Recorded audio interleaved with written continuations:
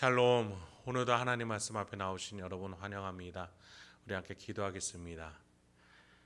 하나님, 오늘도 우리에게 귀한 하나님의 말씀, 이 시간에 우리의 영혼을 살리는 하나님의 말씀 허락해 주시니 감사합니다. 이 말씀을 우리의 심령에 품을 때에 우리의 심령 속에 지혜와 소망과 용기와 치유의 역사가 일어날 수 있도록 주여 말씀하여 주시고 역사하여 주시옵소서.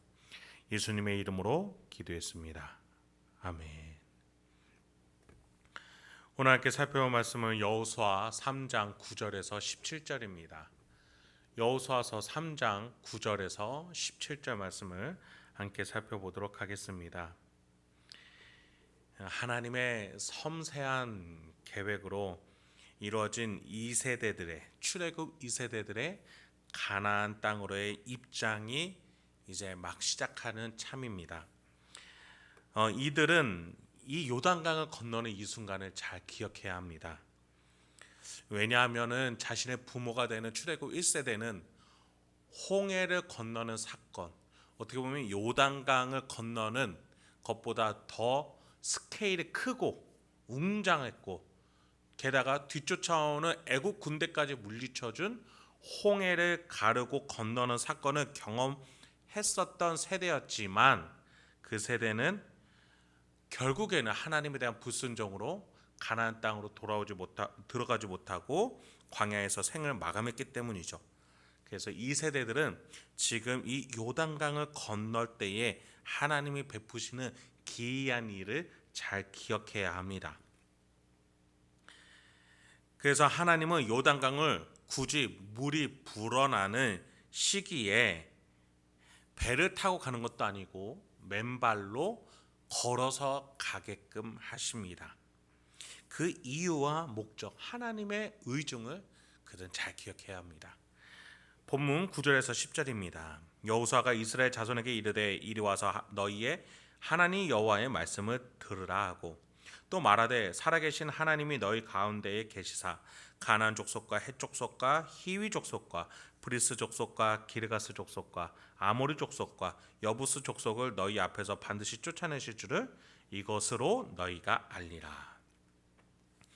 여호수아는 요단강을 건널 때에 일어나는 기이한 일의 의미에 대해서 두 가지를 말해주고 있습니다. 첫째는 10절에 살아계신 하나님이라고 말해주고 있습니다. 살아계신 하나님이 지금 우리와 항상 함께 있음을 기억하라는 것이죠.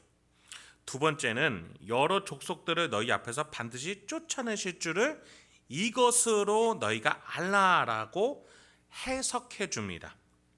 하나님께서 요단 강물을 말리심으로써 이스라엘이 배도 필요 없고 수영할 필요도 없이 맨 땅으로 건너가게 하심으로써 하나님은 내가 너희와 함께하고 있다, 내가 너희를 나라로 세울 것이다, 이 족속들을 몰아내고 심판케 할 것이다, 너희가 그 땅에서 나라가 될 것이다, 즉 이스라엘아 내가 너희의 힘이 되어줄 것이고 내가 너희에게 주권을 줄 것이다, 그렇게 말씀해 주시는 것이죠. 그 힘을 이스라엘이 받음으로써 가나안 백성들은 이스라엘이 요단강을 건너는 이 사건을 통해 더욱더 간담과 마음이 녹아내려지고 무너지게 될 겁니다. 그들은 이 광경을 보면 결국 스스로 무너지게 될 겁니다. 더 나아가 이스라엘은 이 경험을 통해 하나님의 놀라운 힘과 능력을 경험하게 됩니다. 그때 이스라엘은 기억해야 합니다. 하나님의 힘과 능력을 의심해서는 안 되는구나 라고 말이죠. 이렇게 강물을 상류에 쌓으시고 하류를 말리우시는 초자연적인 힘을 가지신 하나님이시기에 앞으로 어떤 일이 일어나더라도 그분이 책임지실 수 있구나 기억해야 되는 것입니다. 1세대가 홍해를 건너자마자 도달한 곳은 마라라는 곳이었어요. 애굽에서 나와서 마라에 갔지만 그 물은 써서 식용으로 쓸 수 없었습니다. 그때 그들은 단순한 불평불만이 아니라 모세를 원망했다라고 출애굽기는 말해줍니다. 그 이후에 다음 행선지에서도 마찬가지였어요. 신 광야로 들어가는데 양식을 못 구하니 모세와 아론을 원망했다라고 말합니다. 즉 우리를 왜 이렇게 고생시키냐, 왜 데리고 나와서 생 고생을 시키냐라고 말한다는 것이죠. 다시 한번 말씀드리지만 이것은 이 출애굽 1세대는 본인들이 출애굽을 한 의미와 목적, 하나님의 의도를 분명히 알고 있었음에도 불구하고 본인의 욕정과 본인의 욕심과 본인의 죄악된 본능으로 말미암아서 하나님의 뜻과 목적을 무시하거나 폄하하는 불순종하는 영적 상태였다는 겁니다. 우리는 하나님이 우리에게 신앙을 주신 이유와 목적에 대해서 알지 못하거나 간단하거나 가벼운 것으로 치부해서는 안 되겠습니다. 신앙은 하나님에 대한 믿음으로 살아가는 겁니다. 하나님을 경외하기 때문에 일주일에 하루를 비워 예배를 하고 하나님이 주신 수입 중 10의 1을 드리는 겁니다. 그 밖에도 나의 삶과 일상에서 고통과 고난 속에서도 이웃을 바라보며 사랑하기를 계속하고 나의 유익을 위해서 일을 하기도 하지만 그 유익을 때때로 마음의 양심 속에서 일하시는 성령 하나님의 인도하심에 따라 나누고 양보하기도 합니다. 그게 힘들고 때로는 하기 싫을 때도 있죠. 그럴 땐 잠시 멈추고 말씀의 그 순간으로 기도의 현장으로 나아가 다시 새 소망과 용기를 품고 돌아오기도 합니다. 여러분, 이런 삶 세상에서는 누가 시켜도 안 할 행동들입니다. 그런데 우리는 왜 하는 겁니까? 내 안에 하나님이 살아계시고 힘과 권능으로 역사하고 계시니까 가능한 일인 거죠. 여러분, 신앙은 이런 것입니다. 출애굽 2세대들은 세상 사람이라면 결코 하지 않을 생고생을 하고 있는 것입니다. 출애굽 1세대는 이 생고생을 왜 하는지 알지 못해 원망만 하다 광야에서 죽었지만 2세대만큼은 이 이유와 목적, 가나안에 들어가는 목적을 요단강을 건너면서 다시 한번 마음에 새겨야 한다라고 여호수아는 말하고 있었던 것이죠. 그러면서 11절부터 13절 같이 여호수아는 한 가지 제안을 합니다. 보라, 온 땅에 주의 언약궤가 너희 앞에서 요단을 건너가나니 이제 이스라엘 지파 중에서 각 지파에 한 사람씩 12명을 택하라. 온 땅에 주 여호와의 궤를 맨 제사장들의 발바닥이 요단물을 밟고 멈추면 요단물 곧 위에서부터 흘러내리던 물이 끊어지고 한 곳에 쌓여 서리라. 이스라엘 지파 12지파 중에 한 사람들씩 뽑아서 그들로 하여금 큰 돌을 가지고 오게끔 하는 겁니다. 그래서 후대에 그 12지파의 대표 한 사람씩 가지고 온 돌이 쌓여있는 무더기를 보면서 후대에 누가 이 무더기의 의미는 뭡니까? 라고 물었을 때에 하나님이 이스라엘을 이끌고 여기까지 오게 하신 목적과 이유를 후세대에게 알려주라는 겁니다. 바로 산신앙의 교육 현장인 것이죠. 여기서 물, 곧 위에서부터 흘러내리던 물, 그러니까 상류에서 물이 끊어지고 한 곳에 쌓여 서 있었던 그 기적을 부모는 아이들에게 말하면서 우리가 이렇게 요단강을 건너 이 땅에 온 이유와 목적, 하나님의 약속이 있었고 하나님의 인도하심이 있었고 그 하나님이 지금 우리와 함께 계신다라고 말할 수 있는 표지가 되는 것입니다. 14, 15절로 이어집니다. 백성이 요단을 건너려고 자기들의 장막을 떠날 때에 제사장들은 언약궤를 메고 백성 앞에서 나아가니라. 요단이 곡식 거두는 시기에는 항상 언덕에 넘치더라. 궤를 맨 자들이 요단에 이르며 궤를 맨 제사장들의 발이 물가에 잠기자. 제사장들이 언약궤를 메고 요단강에 먼저 들어갑니다. 그들의 발이 물가에 다다르게 되었습니다. 곡식을 거두는 시기라 항상 물이 불어나 넘쳐 있는 그 시기였기에 언약궤를 맨 제사장들은 얼마 안 가 수심이 깊어지는 곳에 다다를 것입니다. 그러나 그들의 발은 거침없이 요단강가로 갑니다. 그러자 그들의 발이 물에 닿았습니다. 어떻게 되었을까요? 16, 17절입니다.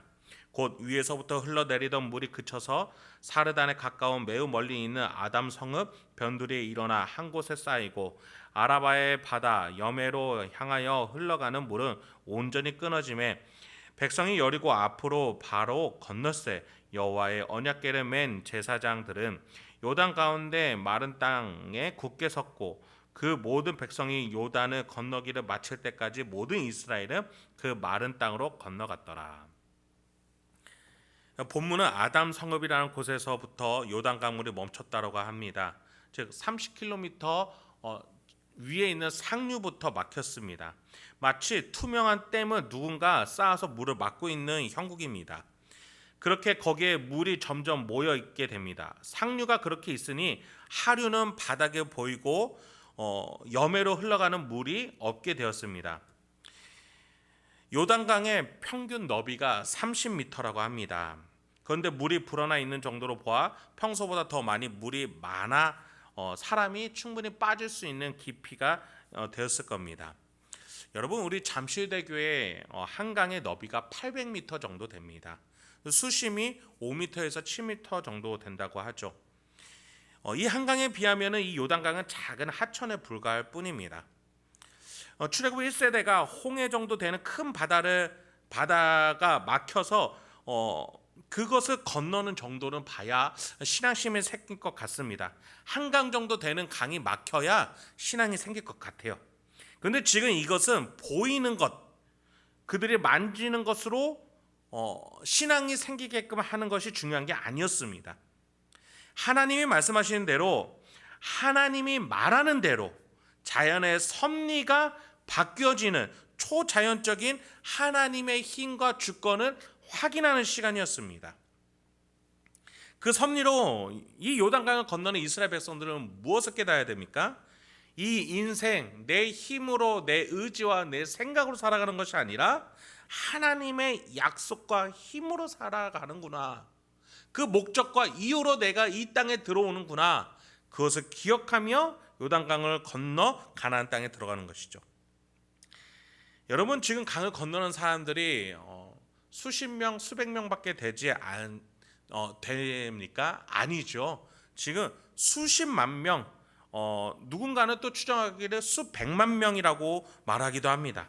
어쨌든 민족의 대이동이 지금 일어나고 있습니다. 강물이 잠시 멈춰서 될 문제가 아니었습니다.